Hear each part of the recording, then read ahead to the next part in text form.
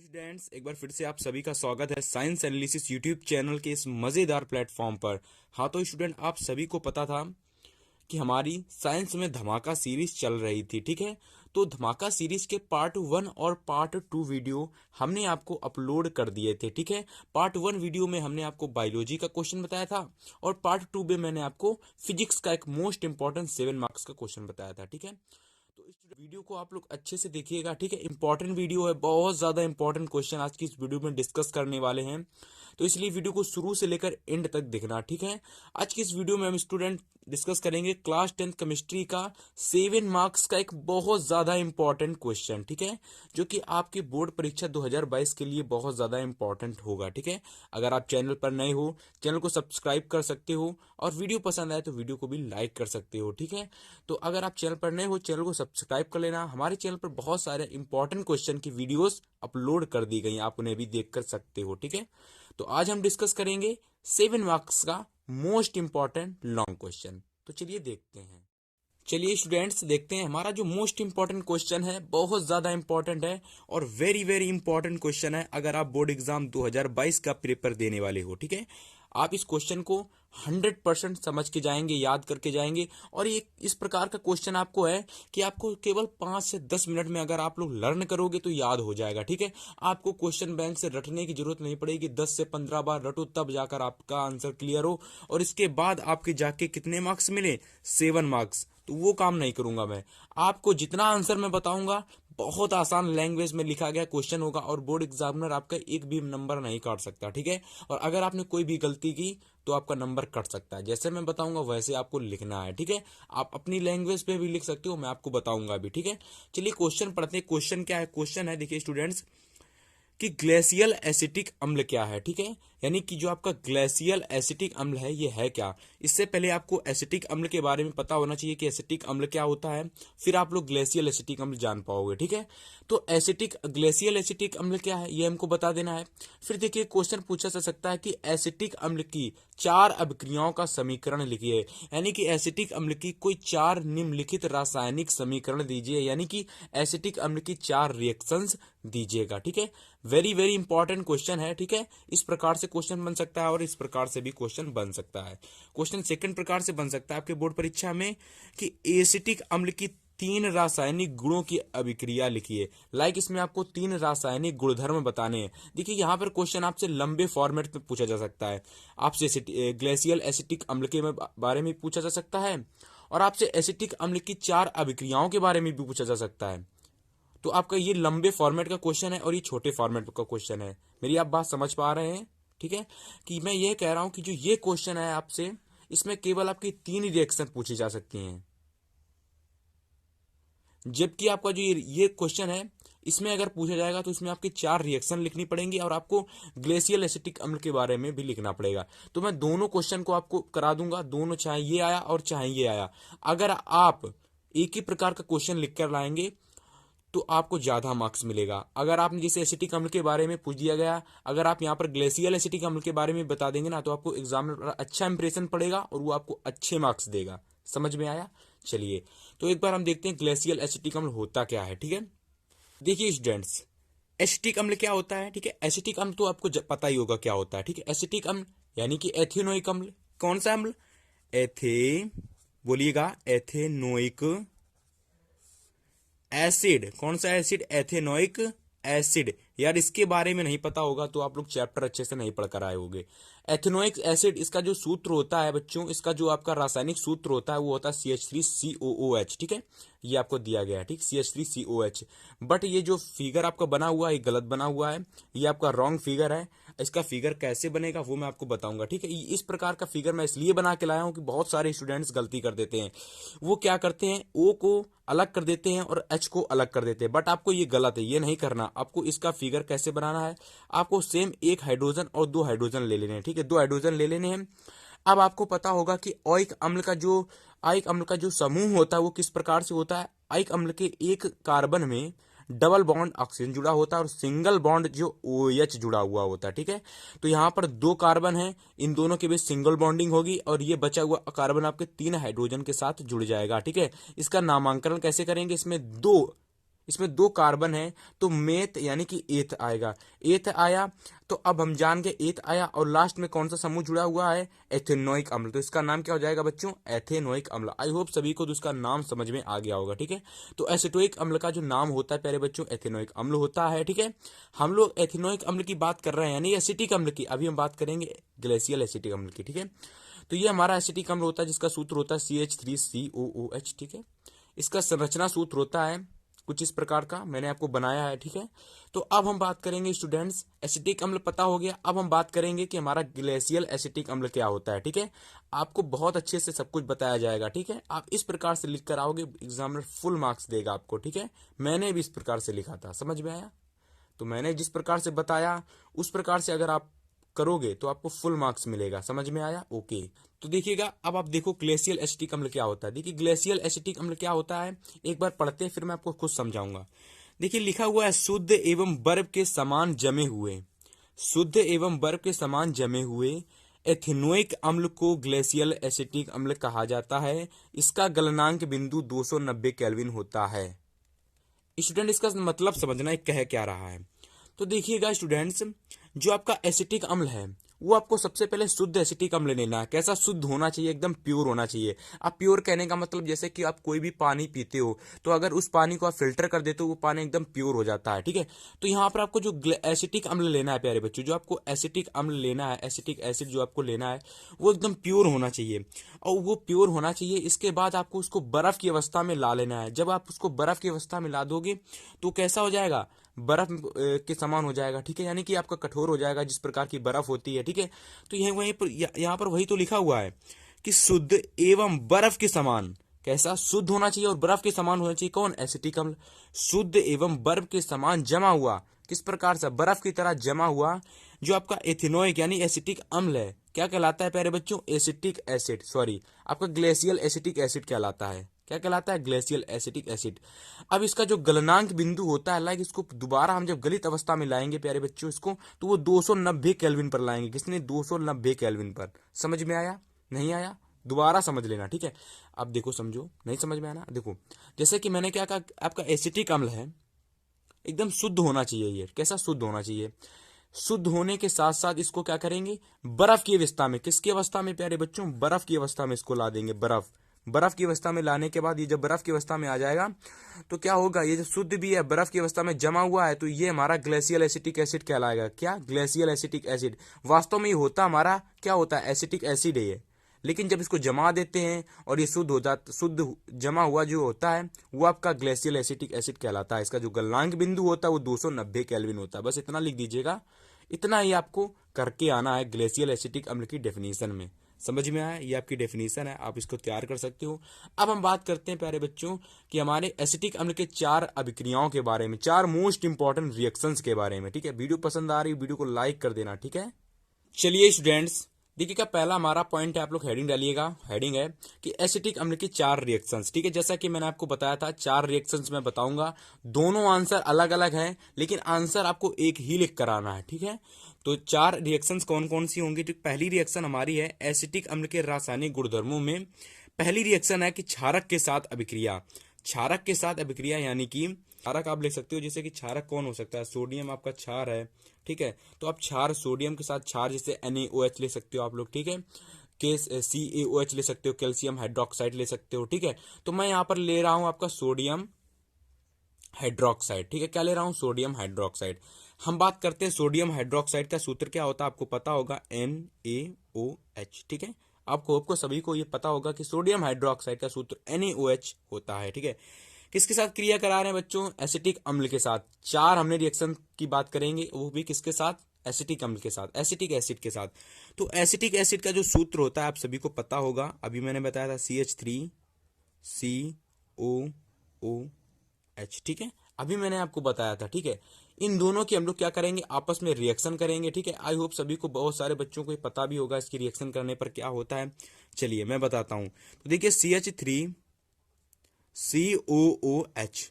ठीक है, इसकी आपस में करानी है रिएक्शन। क्या करानी है, रिएक्शन करानी, क्योंकि हमने आपस में इसको रिएक्शन कराने को कहा गया। आपस में इसकी रिएक्शन कराएंगे, क्या बनेगा, चलिए देखते हैं आगे।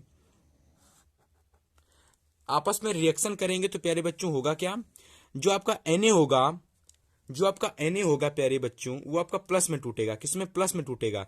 और आपका जो OH होगा ये माइनस में टूटेगा, तो ये माइनस में टूटेगा और ये प्लस में टूटेगा, ठीक है। और यहाँ पर जो ये आपका H होगा ये आपका प्लस में टूटेगा, और CH3COO होगा ये माइनस में टूटेगा। अब जब देखो ये माइनस ये प्लस के साथ जुड़ जाएगा, क्या बनाएगा प्यारे बच्चों? CH3COONA, ठीक है, ये बनाएगा। अब बच्चों देखिए ये H माइनस का इसके साथ जुड़ जाएगा, H प्लस के साथ बना लेगा जल। क्या बना लेगा प्यारे बच्चों? जल, ठीक है। आई होप सभी को स्टूडेंट ये चीज समझ में आ रही होगी, ठीक है। समझ में आ रही ना? वीडियो को लाइक कर देना, ठीक है। चलिए तो देखते हैं CH3COH का नाम लिख देते हैं एक बार हम लोग, ताकि अच्छा लगे देखने में। एसिटिक अम्ल, ये हमारा सोडियम हाइड्रोक्साइड है। क्या प्यारे बच्चों? सोडियम हाइड्रोक्साइड, ठीक है। और ये बच्चों हमारा क्या है? ये हमारा है बच्चों सोडियम एसीटेट। क्या है? Sodium acetate. तो यहां पर मैं शॉर्टकट में लिख दे रहा हूं सोडियम एसीटेट, ठीक है। ये हमारा सोडियम एसीटेट और ये हमारा जल है, ठीक है। ओके, आई होप सभी को इतनी चीज समझ में आई होगी। पहली जो रिएक्शन है प्यारे बच्चों हो चुकी हमारी कि क्षारक के साथ अभिक्रिया। देखिए यहाँ पर रिएक्शन इतनी करनी, लेकिन अगर आप ये सब लिख दोगे ना मटेरियल, एग्जामिनर को वाह क्या इंप्रेशन पड़ेगा बच्चों। आपको फुल में फुल मार्क्स देगा यार। कितने? फुल में फुल मार्क्स। समझ में आया? तो वीडियो पसंद आ रही तो वीडियो को लाइक कर देना। अब हम लोग चलते हैं सेकंड समीकरण की ओर। स्टूडेंट हमारी सेकंड गुणधर्म है हमारा एसिटिक अम्ल का एसिटीकरण अभिक्रिया। वेरी वेरी इंपॉर्टेंट क्वेश्चन आप कह सकते हो इसको। 2 मार्क्स का हर साल किसी ना किसी सेट में पूछा जा सकता है। VVIMP क्वेश्चन है, मैं फिर से कह रहा हूं। अगर आप इसको अच्छे से प्रिपेयर कर ले जाते हो तो किसी ना किसी सेट में आपको ये देखने को मिल सकता है, ठीक है। बहुत आसान है। 1 नंबर का 2 नंबर, 2 नंबर का नहीं तो 1 नंबर का डिफिनीशन तो इसकी पूछ ही ली जाती है, ठीक है। तो बेसिकली ये 2 नंबर का आपसे बोर्ड एग्जाम में पूछा जाता है, और लॉन्ग क्वेश्चन में आपके साथ ये आया है। और ये लॉन्ग क्वेश्चन में अगर आप इसको तैयार कर लेते हो 2 नंबर क्लियर हो जाएंगे, नहीं 2 नंबर 7 नंबर तो क्लियर ही हो जाएंगे। समझ में आया ना? ठीक है, तो पूरा क्वेश्चन इंपॉर्टेंट है आपका, ये समझ सकते हो ना, ठीक है। एथेनोइक अम्ल एसिटिक एसिड, ठीक है।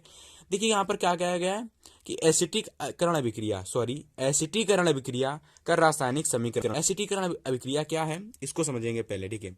लिखा हुआ जिस प्रकार से अम्ल तथा क्षार की अभिक्रिया कराने पर लवण बनता है। हमें पता है कि जिस प्रकार से हम अम्ल और क्षार की अभिक्रिया कराते हैं, यानी एसिड और बेस की क्रिया कराते हैं, साल्ट बनता है। उसी प्रकार से जब एल्कोहल, कौन सा अल्कोहल होना चाहिए? कौन सा अल्कोहल? एथिल अल्कोहल, यानी कि CH2H5OH, ठीक है। तो हमारा कौन सा अल्कोहल होना चाहिए? एथिल अल्कोहल की अभिक्रिया एसिटिक अम्ल CH3COOH से कराते हैं तो एस्टर बनता है। और ये क्रिया ही बच्चों एसिटीकरण अभिक्रिया कराती है। कितना इजी है यार, कितना ज्यादा इजी, आप लोग कमेंट करके बताना। नहीं इजी है, अभी रिएक्शन बताऊंगा और इजी लगने लगेगा, ठीक है। समझना, ठीक है। देखिएगा यहां पर मैंने क्या कहा कि जिस प्रकार से एथिल अल्कोहल, तो मैंने यहां क्रिया कराई C2H5OH की क्रिया करा दी बच्चों, किससे? CH3COOH से। आपस में इनकी क्रिया करा दी। देखिए होगा क्या, ये दोनों आपस में क्रिया करा देंगे, बना देंगे एथिल एसीटेट बनाएंगे। क्या बनाएंगे? Ethyl acetate. अब कैसे बनाएंगे देखिएगा, यहां से ये C2H5OH यहां से प्लस में टूटेगा, समझना, यहां से प्लस में टूटेगा और ये माइनस में टूटेगा, ठीक है। और यहां से CH3COO ये माइनस में टूटेगा और ये प्लस में टूटेगा। तो आई होप सभी को चीज समझ में आ गई होगी। यानी कि ये C2H5 प्लस में टूटेगा और ये पूरा जो है माइनस में टूटेगा, ये पूरा माइनस में टूटेगा और ये पूरा प्लस में टूटेगा। इधर ये पूरा माइनस में टूटेगा और ये प्लस में टूटेगा। तो बनेगा क्या? तो यहां से C2H5 CH3COONA के साथ जुड़ जाएगा, तो CH3COO C2H5, ठीक है, जुड़ गया इसके साथ। बचा हमारा क्या बचा? यहां से OH बचा और यहां से H बचा। अब ये दोनों और ये दोनों आपस में जुड़ जाएंगे प्यारे बच्चों, बना लेंगे H2O, ठीक है। समझ में आया? कोई दिक्कत हुई? कोई भी दिक्कत नहीं हुई होगी यार, कोई भी दिक्कत नहीं हुई होगी समझने में। ये हमारा क्या था? ये हमारा था एथिल अल्कोहल, ठीक है। और ये हमारा क्या था प्यारे बच्चों? ये हमारा था एसिटिक अम्ल। क्या कौन सा अम्ल था? एसिटिक एसिड या फिर एमिल, कोई भी कह सकते हो आपके अनुसार, ठीक। एसिटिक एसिड बना क्या यहाँ पर, बना हमारा एथिल एसीटेट। क्या बना, एथिल एसीटेट। तो क्या बनेगा प्यारे बच्चों, एथिल एसीटेट। समझ में आया। और लास्ट में हमारा जल बाहर निकल जाता है, ठीक है। तो आई होप सभी को ये रिएक्शन कैसे करनी अब मैं आपको बताऊंगा। देखिए जिस प्रकार से, ये तो हम लोग बात की बात रही, जिस प्रकार से अम्ल और क्षार की अभिक्रिया कराते हैं तो लवण बनता है। ये हमारे अच्छे प्रदर्शन के लिए एग्जामिनर पर अच्छा इंप्रेस पड़ेगा, इसलिए मैंने बताया। लेकिन आपको जो मेन याद रखना है वो क्या याद रखना है, जब हम लोग एथिल अल्कोहल की क्रिया एसिटिक एसिड से कराते हैं तो एथिल एसिड बनता है। देख रहे हो ना आप लोग किस प्रकार CH3COO C2H5 एथिल एसिड बन गया और साथ में जल निकल गया। तो ये क्रिया पूरी बच्चों क्या कहलाती है, एसिटिकरण क्रिया कहलाती है। और एक बात याद रखना, जो आपका ये जो बनकर तैयार हुआ ना बच्चों, ये आपका होता है एस्टर, ठीक है। ये क्या होता है, आपका एस्टर होता है। और जब ये एस्टर बन जाता है तो यही क्रिया आपकी प्यारे बच्चों एसिटीकरण अभिक्रिया कहलाती है। जिस प्रकार से अम्ल क्षार की अभिक्रिया कराने पर लवण बनता है, उसी प्रकार से अल्कोहल की क्रिया जब एसिटिक अम्ल से कराते हैं तो एस्टर बनता है, जो कि बन गया। और ये एस्टर बनने की क्रिया ही प्यारे बच्चों एसिटीकरण अभिक्रिया कहलाती है, ठीक है। तो एसिटीकरण अभिक्रिया आपको समझ में आ गई होगी, ठीक है। तो अब हम बात करते हैं तीसरे गुणधर्म की ओर। हाँ तो स्टूडेंट, हमारा जो तीसरा प्रकार है वह यह है कि सोडियम कार्बोनेट व सोडियम बाइकार्बोनेट के साथ अभिक्रिया कराते हैं, किसकी, CH3COOH की, ठीक है। अब आप कहेंगे कि सर जो हमारा तीसरा गुणधर्म है वो क्यों नहीं बताया। तो देखिएगा स्टूडेंट्स कि जो हमारा तीसरा गुणधर्म है वो जो इसमें आ रहा है वो एक ही में आ गया है। यानी कि कहने का तात्पर्य यह है, जो आपका सोडियम कार्बोनेट है वह सोडियम बाइकार्बोनेट, मैंने आपको चार एक ही में कर दिया। आप लोग अलग अलग कर सकते हो। आप लोग कैसे लिखोगे, सोडियम कार्बोनेट की क्रिया एसिटिक अम्ल से कराने पर, ठीक है। तो दोनों एक ही प्रकार के हैं, कुछ अलग थोड़ा सा डिफरेंट है, थोड़ा सा डिफरेंट है मात्र। अब थोड़ा सा डिफरेंट है तो मैं सोच रहा हूँ कि क्यों ना आपको मैं एक ही में समझा दूं तो आपको ज़्यादा बेनिफिशियल रहेगा, ठीक है। लेकिन आप लोग इसको अलग अलग करके आना, ठीक है। मैं आपको बस समझाने के लिए यार अलग अलग कर रहा हूँ, बाकी कोई भी दिक्कत नहीं थी, ठीक है। तो आप लोग इन दोनों को अलग कर सकते हो, लेकिन मैं समझाने के लिए आपको एक ही में बता रहा हूँ तो आपको बहुत अच्छे से आपको समझ में आ जाए। अभी आपको समझ में आएगा क्या इसमें अलग अलग है, ठीक है। तो स्टूडेंट देखो, यहाँ पर हम लोग रिएक्शन करा रहे हैं सोडियम कार्बोनेट की, किससे, एसिटिक अम्ल से, ठीक है। आप लोगों को एसिटिक अम्ल का जो सूत्र है CH3COOH होता है। बात करते हैं सोडियम कार्बोनेट जिसके साथ हमें अभी रिएक्शन करानी है फर्स्ट टाइम, ठीक है। इसके बाद सेकेंड बार हम लोग इससे क्रिया कराएंगे, ठीक है। तो हम लोग Na2CO3 की क्रिया करा रहे हैं, अभी हम लोग CH3COOH, ठीक है। तो देखिएगा CH3COOH, ठीक है। क्रिया किससे करा रहे हैं प्यारे बच्चों, Na2CO3, ठीक है। आप लोग Na2CO3 को किसी भी प्रकार से कह सकते हो सोडियम कार्बोनेट, ठीक है। इसको आप सोडियम बाइकार्बोनेट या सोडियम हाइड्रोजन कार्बोनेट कह सकते हो, ठीक है। तो हम लोगों ने सोडियम कार्बोनेट की क्रिया किससे करा रहे हैं, एसिटिक अम्ल से। तो देखिए बनता क्या है, यहां से आपका तीन चीज बनेंगी, ये आपको रिएक्शन याद करनी होगी, ठीक है। और याद करनी होगी, दोनों ही रिएक्शन थोड़ी सी डिफरेंट है, बस यार थोड़ी सी डिफरेंट है, ठीक है। यहां से क्या होता है, एसिटिक अम्ल की क्रिया जब सोडियम कार्बोनेट से कराते हैं तो क्या बनता है प्यारे बच्चों, आपका प्यारे बच्चों सोडियम एसीटेट। अब सोडियम एसीटेट आप लोग लिखना जानते होंगे, तो यहां से Na जो होता है CH3CONA के साथ जुड़ जाता है, तो CH3COONA, ठीक है। अब ने आपको बताया तीन चीजें बनेंगी, तो एक चीज बन चुकी है, दूसरी चीज आपकी बनेगी प्यारे बच्चों यहाँ पर H2O जल, और तीसरी चीज जो बनेगी आपकी बनेगी CO2 जो कि गैस की अवस्था में बाहर निकल जाती है, ठीक है। अब ये रिएक्शन आपको कैसे याद करनी है प्यारे बच्चों स्टूडेंट्स, तो आपको याद करनी है जब हम लोग एसिटिक अम्ल की क्रिया सोडियम कार्बोनेट से कराते हैं तो आपका सोडियम एसीटेट बनता है, यहाँ पर आप ये लिख सकते हो सोडियम एसीटेट बनता है, जल बनता है और आपकी कार्बन डाइऑक्साइड बाहर निकल। हाँ तो स्टूडेंट आई होप सभी को ये जो सोडियम कार्बोनेट के साथ रिएक्शन है समझ में आई होगी, ठीक है। अब यहाँ पर आपको एक काम करना है कि यहाँ पर आपको CH3COOH के साथ आपको 2 जोड़ देना है, और सेम काम यहाँ पर आपको करना है CH3COONA के साथ 2 जोड़ देना है। तो इस प्रकार से ये पूरी रिएक्शन आपकी कंप्लीट हो जाएगी प्यारे बच्चों। अब आपको सोडियम कार्बोनेट के साथ क्या करना है, सॉरी सोडियम हाइड्रोजन कार्बोनेट के साथ क्या करना है, तो बच्चों सोडियम हाइड्रोजन कार्बोनेट के साथ आपको सेम यही रिएक्शन लिख देनी है, बस यहाँ पर आपको 2 और 2 नहीं लिखना है। यानी कि आपको CH3COOH की क्रिया आपको NaHCO3 के साथ करानी, किससे, NaHCO3, ठीक है। अब यहाँ पर आपको क्या करना है, सेम वही चीज लिख देनी है CH3COONA, वही चीज आपको यहाँ लिख देनी है। आपको जल निकाल देना है बाहर, ठीक है, आपको और CO2 गैस को आपको बाहर गैस की अवस्था में कर देना है। अब ये पूरी रिएक्शन प्यारे बच्चों आपकी हो जाएगी, और ये मोस्ट इंपॉर्टेंट दोनों रिएक्शंस हैं। अब ये दोनों रिएक्शन जब मैं आपको इंपॉर्टेंट रिएक्शन करा रहा था ना, तो वहां पर मैंने आपको सॉल्व कराई थी इंपॉर्टेंट रिएक्शंस में। ठीक है, तो ये दोनों मोस्ट इंपॉर्टेंट रिएक्शंस हैं। आई होप सभी को ये दोनों रिएक्शन समझ में आई होंगी। आप लोग इसे किसी भी प्रकार से याद कर सकते हो। अगर आपको ये रिएक्शन अच्छी समझनी है तो आप हमारी मोस्ट इंपॉर्टेंट रिएक्शंस की वीडियो देख सकते हो। ठीक है, तो मिलेंगे स्टूडेंट्स। आई होप सभी को वीडियो समझ में आया होगा। तो आई होप ये दोनों आपकी अलग अलग रिएक्शन है। ये नंबर आपका 3 है और ये आपका नंबर 4 है। ठीक है, तो आप लोग अपने अनुसार ये लिख सकते हो कि यहाँ पर लिख सकते हो सोडियम बाइकार्बोनेट के साथ अभिक्रिया और सोडियम हाइड्रोजन कार्बोनेट के साथ रिएक्शन। ठीक है, तो चलिए मिलेंगे नेक्स्ट वीडियो में। तब तक के लिए गुड बॉय, गुड लक, अच्छे से अपनी तैयारी करते रहिएगा।